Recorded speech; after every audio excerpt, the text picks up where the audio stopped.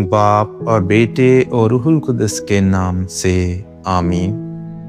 خدا نے اپنا فرشتہ بھیجا جس نے شیروں کے منہ بند کر دیے۔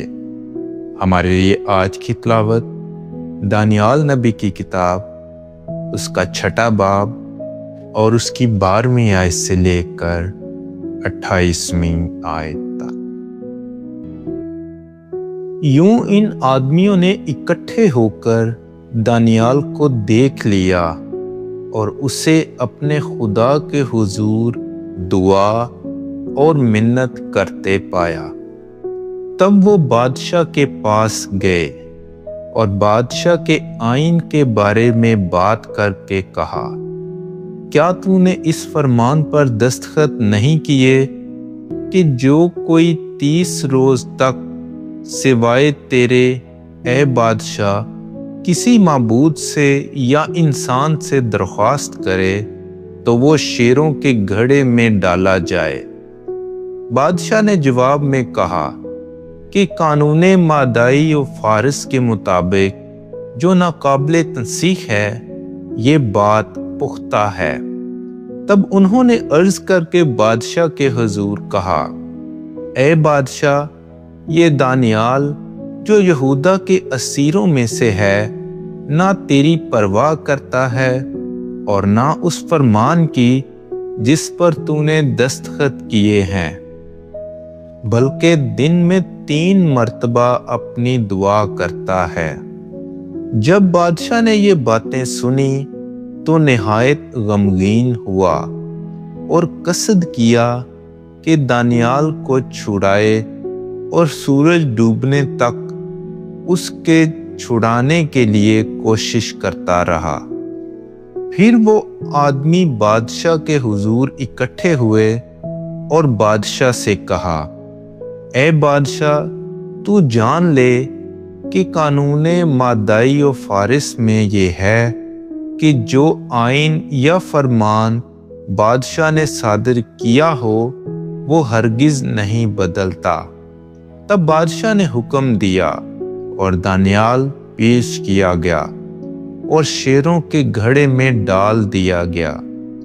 پر بادشاہ نے کلام کر کے دانیال سے کہا کہ تیرا خدا جس کی تو ہر وقت عبادت کرتا ہے تجھے چھڑائے گا۔ اور ایک پتھر لایا گیا اور گھڑے کے منہ پر رکھ دیا گیا، اور بادشاہ نے اپنی خاتم اور اپنے امراء کی خاتم سے اس پر مہر کر دی تاکہ دانیال کے بارے میں ارادہ تبدیل نہ ہو۔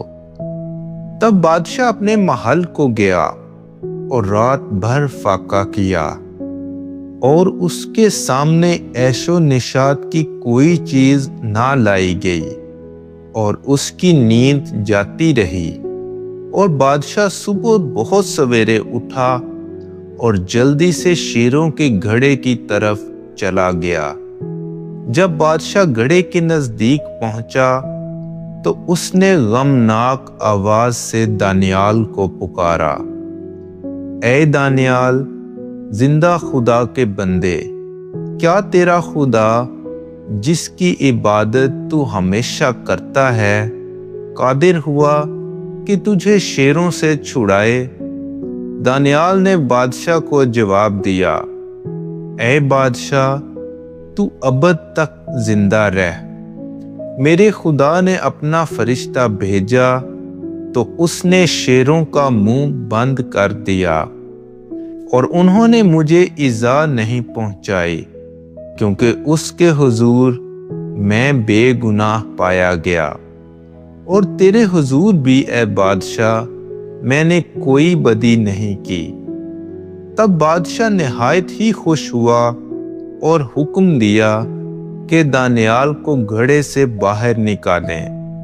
پس دانیال گھڑے سے باہر نکالا گیا اور اسے کوئی ضرر نہ پہنچا، کیونکہ اس نے اپنے خدا پر بھروسہ رکھا تھا۔ پھر بادشاہ نے حکم دیا اور وہ آدمی جنہوں نے دانیال پر عیب لگایا تھا لائے گئے، اور بال بچوں سمیت شیروں کے گھڑے میں ڈال دیے گئے، اور اس سے پیشتر کہ وہ گھڑے کی تھا تک پہنچے، شیروں نے انہیں پکڑا اور ان کی تمام ہڈیاں توڑ ڈالیں۔ بعد اس کے دارا بادشاہ نے تمام قوموں اور امتوں اور مختلف زبان بولنے والوں کے نام جہاں کہیں دنیا میں بستے ہوں خط لکھا کہ تمہاری سلامتی افزوں ہو۔ میں یہ فرمان جاری کرتا ہوں کہ میری مملکت کے ہر ایک صوبہ کے لوگ دانیال کے خدا کے حضور ترساں اور لرزاں ہوں، کیونکہ وہی زندہ خدا ہے، وہ ابد تک قائم ہے، اسی کی سلطنت لازوال ہے اور اسی کی مملکت ابد تک رہے گی۔ وہی چھڑاتا اور بچاتا ہے، وہی آسمان میں اور زمین پر کرشمے اور عجائب دکھاتا ہے۔ اسی نے دانیال کو شیروں کی گرفت سے چھڑایا ہے۔ پس دانیال دارا کے عہد سلطنت کے دوران اور کورش فارسی کے عہد سلطنت کے دوران بھی کامیاب رہا۔ پاک کلام کے پڑھے اور سنے جانے پر خدا کی برکت ہو۔